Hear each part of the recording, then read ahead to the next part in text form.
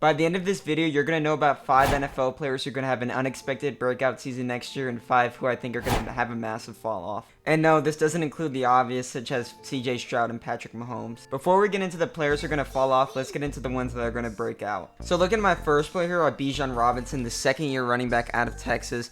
And honestly, there are many reasons why I can see Benjon Robinson breaking out. And for starters, one of them is that Robinson was the rookie rushing leader last year with 976 yards and the rookie receiving leader in running backs with 487 yards. And honestly, the fact that Robinson was able to produce those numbers with Desmond Ridder as his quarterback, Arthur Smith as his head coach, and he had to split the backfield with him and Tyler Algier, I feel like that's very, very impressive in my opinion. I think that he's going to be able to bump those numbers up, especially whenever, you know, he has all these new pieces and weapons that he can work with. So looking more in depth in the quarterback position, obviously Desmond Ridder is now gone and now he has Kirk Cousins as his quarterback.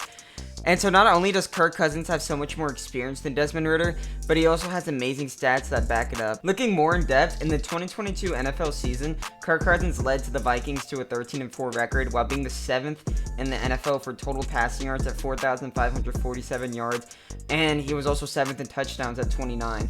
Ridder, on the other hand, last year only had 3,051 passing yards, which ranked him 23rd among quarterbacks, and 18 passing touchdowns, which ranked him 20th.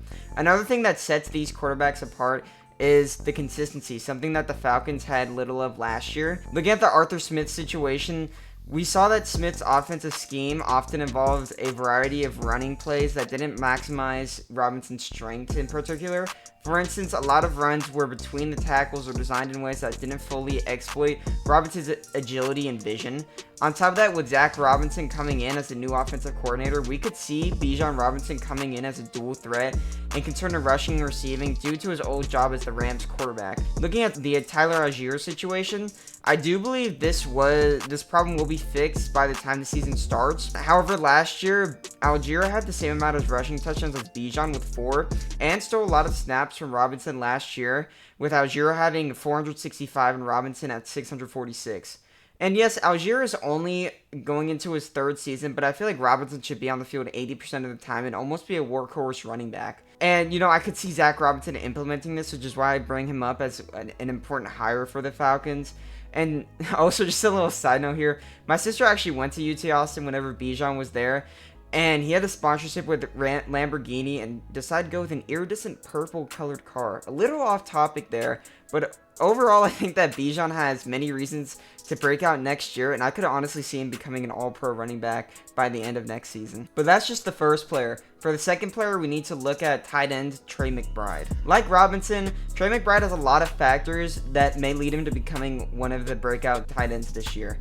For starters, McBride has little to no competition in the tight end room after Zach Ertz left for the Washington Commanders. Before his departure, Ertz obviously took away a lot of snaps from McBride, but after 11 games, Ertz did end up getting hurt. And this led to McBride having more opportunities at the tight end position, and he was able to produce, posting 9 receptions with 96 yards and a touchdown versus the Texans, 8 receptions for 89 yards versus the Steelers, and 6 receptions for 85 yards and a touchdown against the 49ers.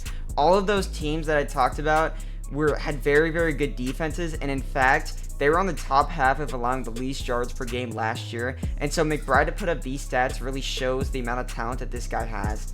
And honestly, a lot of his success can be attributed towards his versatility. If you watch some of his plays, he was catching from the short range, from medium range, and even in deep passing situations. And another factor that I want to look at here is Kyler Murray, who is going to presumably be healthy by the start of next year and hopefully for the remainder of the season. And if you've watched my previous videos, I've actually said Kyler Murray is one of the best quarterbacks in the league, and he might honestly have an MVP campaign next season. But honestly, his main question mark is always his health.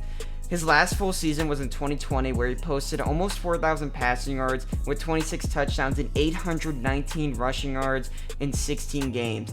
And you're going to add on the fact here that Marvin Harrison Jr. is being added to this receiver core, and now you have a defense being more focused on Harrison, which may end up opening more opportunities for McBride, and honestly, this might allow him to be a top 5 receiver among tight ends next season. But Trey McBride is honestly still on a rebuilding team with the Arizona Cardinals. So for my next player here, I want to look at a player on a contending team. So let's look at Garrett Wilson.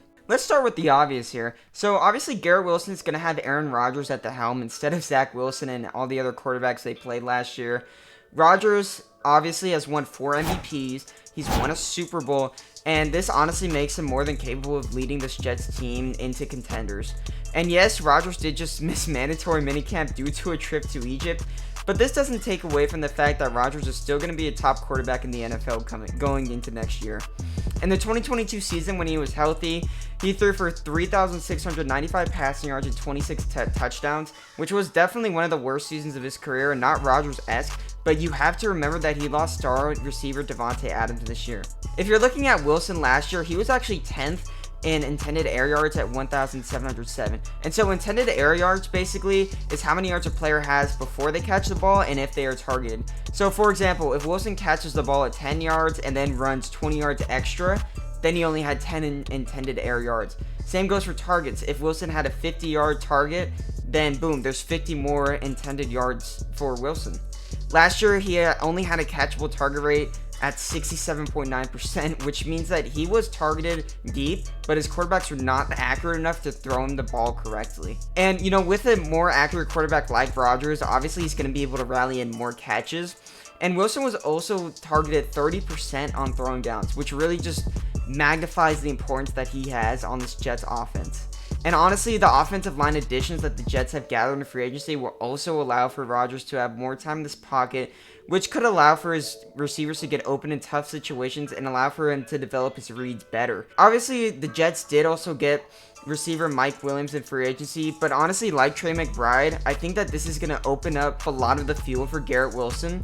And honestly, with all these in play, I could see Wilson being a top 5 receiver going into next season. Now that we looked at a receiver, a tight end, and a running back, I think it's time to go into an all-pro potential quarterback in Jordan Love. So obviously, Jordan Love had an outstanding year last year, posting 4,159 yards with 32 touchdowns and 11 interceptions. Obviously, Love had also been learning under Aaron Rodgers for the past 2 years, which was an important factor in my opinion for his success so far.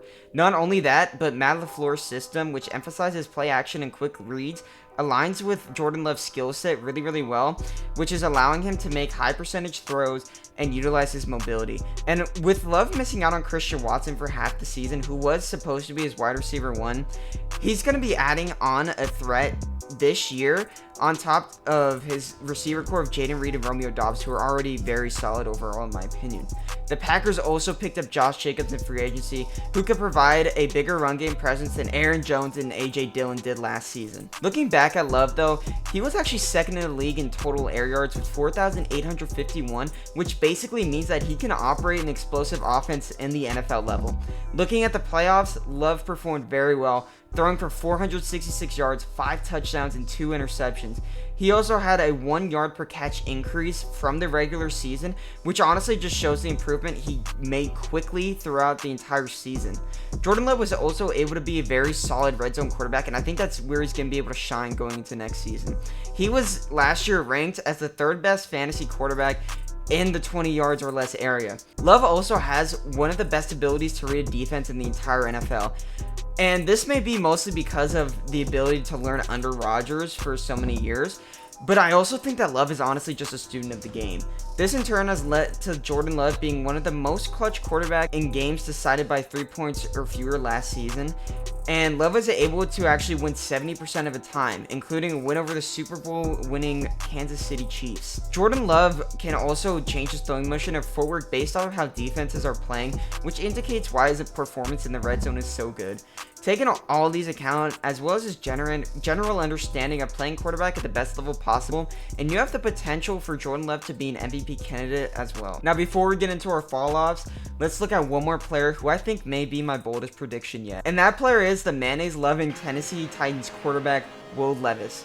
So if you have watched my previous videos, you already know how high I am on Levis as a quarterback, considering all the weapons he has and the arm talent he obtains. Levis and the Titans have improved their offensive line tremendously, which was much needed considering the fact that Levis was sacked a lot of times and he was not a very good player under pressure. Looking at his under pressure stats closely, you can see that he only completed 43.2% of his passes, which is way under his mark of 58.4% last season. Levis also had a pressure to sack ratio of 22.6%, which was among the higher rates in the league. And this basically means that every 100 times he was pressured, he was sacked 23 times. And looking at the Titans' off-season moves, they are projected to have two new starters on the offensive line with hopes of reducing Levis's high pressure and sack rates that plagued the team last season. Past their offensive line, Levis now has a receiver room full of studs like DeAndre Hopkins, Calvin Ridley, and Tyler Boyd. All three of these receivers are among top candidates for their position, speaking by wide receiver 1, wide receiver 2, and wide receiver 3 in my opinion. These threats will also allow Levis to be more diverse with his targets and have more options to go to in general. Even though Calvin Ridley may have been a slight overpay, he will still be a great deep threat for Levis to have, especially considering his arm strength like I mentioned before. Now, I don't think Levis will be an all-pro quarterback this season, but I could potentially see him being a Pro Bowler, especially when considered Tyler Huntley was a backup quarterback and he was a Pro Bowler. And also, you look at his new coach, Brian Callahan, who, by the way, was the offensive coordinator with Joe Burrow. He's going to be able to put him in the right scheme, in my opinion, just because of that experience with Joe Burrow, and I think that he's going to be able to develop him really, really well going into the next season. Now, let's take a dive into the drop-offs going into next year, and the first one may actually surprise you guys. Swifties, don't get mad at me, because of my first drop-off, I actually have Travis Kelce, one of the best, if not the best, tight ends of all time. Kelce did have a down year last season already, with him only hauling in 984 yards in his 15 games. The reason I say this is bold, even though he will be a 35-year-old tight end next year, is that just 2 years ago, he had the second best season of his career. The 33-year-old had 1,338 receiving yards and 12 touchdowns in 17 games. Those are monster stats for a tight end, and those stats actually ranked him first for receiving yards, touchdowns, and he was also first in receptions with 110. Looking at why I think he might have a drop-off, though, it really just does come down to how he played last season and the fact that Mahomes is going to have a lot more weapons to throw to. Looking at other tight ends who played from their age 34 to 35 season, we see a drop-off in production. For example, Greg Olsen and Vernon Davis has substantial drop-offs, where Olsen went from 597 yards to 239, and Davis from 367 to 123. Kelce has been a very durable player throughout his career, though, but I think that this is still going to be a concern for the Chiefs. I wholeheartedly believe that Kelce will be among the top 5 tight ends going into next season for passing yards, but I think he's only going to get around 800, 900. Looking at this revamped Chiefs receiving core, you now have Hollywood Brown and Xavier Worthy, two of the fastest receivers in the NFL. And not only does this open more opportunities for Mahomes to throw bombs, this is honestly going to lead to Kelce having shorter field to work with and thus fewer yards for him to receive. He will still be Mahomes' favorite red zone threat, however, and I could see Kelce getting more touchdowns than last year, as he only had 5. I just think that because of increasing age and the new weapons Mahomes has, he will see an overall decline in total yards, but I still think he's going to be really, really solid tight end going into next year. So the second drop-off of this video is going to have a way higher expense than Travis Kelce. And next, we're going to talk about Austin Ekeler. So next year, Ekeler is going to be going into his age 29 season, which in running back terms is basically an old man. Ekeler signed with the Commanders this free agency period, which I think will honestly hinder him from being productive this season. Not only will he have to split reps with Brian Robinson Jr., but he's also coming off a year where he almost had 300 less rushing yards and 8 less touchdowns than the year before. Not only that, but his yards per carry was down an entire yard from 4.5 to 3.5. Something that shows the decreased explosiveness that Ekeler has in his game. The amount of wear and tear that Ekeler has experienced in the NFL is the reason why I think he'll have a big drop-off, and possibly why I think we're going to see him be an RB2 behind Brian Robinson Jr. Looking at the Commanders in general, we are most likely going to see a lot of passing from rookie quarterback Jaden Daniels, which may hinder Ekeler as a player overall. I expect a lot of passing this offense, especially with Cliff Kingsbury as their new offensive coordinator for the team. His entire background includes high passing philosophies, and I doubt this will end considering the amount of potential that Jaden Daniels has as a passer, and the fact that they have Terry McLaurin in their back pocket if they just want to throw the ball to him. Overall, I just really think that Ekeler is going to decline because he isn't in a good situation with the Commanders, and he's becoming a really old running back, which in history has shown that is not a very good sign for production. For my next drop-off, I want to look at a quarterback who has been hyped up basically since his rookie year in 2020. And that player is Justin Herbert. So Herbert undoubtedly is one of the most talented quarterbacks in the NFL, but I could see him having a significant decline in production coming into this season. Herbert obviously already had a really bad year last year in his standards, as he only passed for 3,134 yards and 20 touchdowns, but I think this year could honestly be another below average season for him. One of the reasons is that Chargers will have undergone coaching changes with Jim Harbaugh taking over as the new head coach. While Harbaugh is definitely a respected coach, the transition to a new system can be challenging, and adjusting to new playbooks, strategies, and coaching styles can take time and may lead to initial struggles for Justin Herbert and the rest of the offense. In addition, Herbert has set a high standard with his early career success, leading to elevated expectations. The pressure to perform at an elite level consistently can be mentally and physically taxing. Any struggles or downturns in his performance can be magnified by the high expectations from fans and media, and we see this with a lot of athletes like Bronny James right now in the NBA. If he has a bad game in the summer league, social media is flaming. If Alexander Sarr right now is getting a lot of hate because he did really bad in the summer league, but I digress. Lastly, and most importantly in my opinion by Justin Herbert, he lost key playmakers in Mike Williams and Keenan Allen this free agency period. And as it currently stands, ESPN's depth chart has the wide receiver 1 as Joshua Palmer going into next season. And Palmer, great receiver, but for him to be in conversation for the wide receiver 1 spot means that your team most likely isn't going to be a playoff contender going into next season. I think that Quentin Johnson still has a lot of potential to be the wide receiver 1 for Herbert, but he's going to need to work on his game overall because he can't be dropping too many catchable balls in clutch moments like he did last season. In my eye, Herbert is not going to be an elite level quarterback this year, and I mainly think this is due to all the changes that management has made this offseason. For my next drop off, let's look at a running back who actually just had a career season last year. As a Texans fan, it pains me to say this, but I doubt that Giants' newly acquired running back Devin Singletary will be as good as he was in Houston.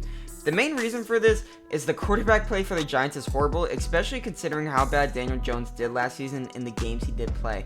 Even when Saquon Barkley, one of the best running backs in the league, was in his spot last year, it was really hard for him to get quality reps because the teams on the defensive side of the ball could honestly just run commit to the Giants' inability to pass the ball.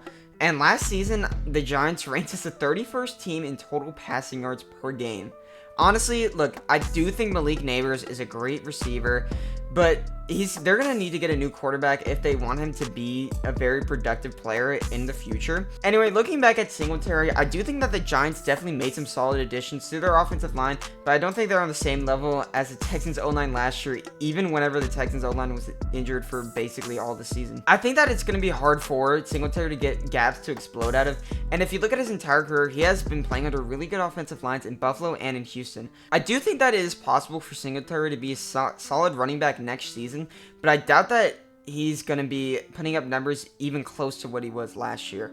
Entering his age 27 season, I just think that it will be near impossible for him to end up putting up the numbers he did last year because of his new offensive line. He hasn't played with a bad offensive line like he's going to this year, and the fact that the Giants just can't pass the ball and can't spread out the floor. For my last player, I want to look at someone who has a lot of talent in the wide receiver spot, but he's going to have a tough time handling his new quarterback room. And that player is Courtland Sutton.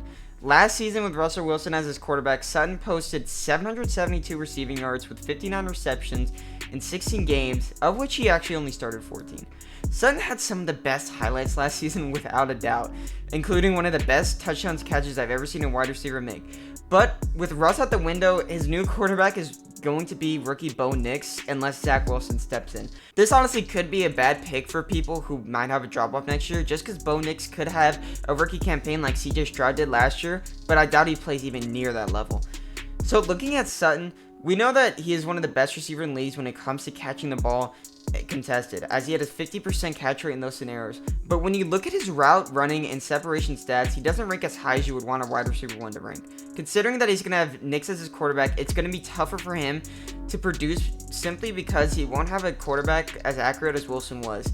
This will most likely lead to fewer targets and yardage for Sutton, which will most definitely hinder his production as a player overall. On top of this, Sutton was ranked number 5 among receivers in touchdowns due to his target in the red zone.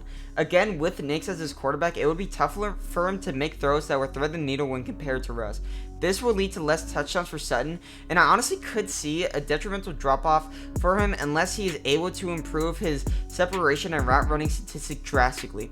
Without improvements in those sectors, I can see Bo Nix's favorite target being Marvin Mims Jr., who was a pretty solid receiver last season with a lot of potential to become a good player, But things are honestly not looking good for Sutton, and I think that it could be a difficult year for him. Alright guys, that's the end of my video. Flame me down in the comment section below if you want to. But I think that those are going to be my 5 unexpected NFL players who are going to have a breakout season next year, and 5 who are going to have a massive drop off. So if you guys like this video, make sure you guys leave a like, make sure you guys subscribe for more content to stay in the know about all sports, and make sure you guys check in the description because I actually have a blog, Twitter, and TikToks that also cover these topics. So yeah, make sure you guys check out those links, and yeah, I'll see you guys in the next video.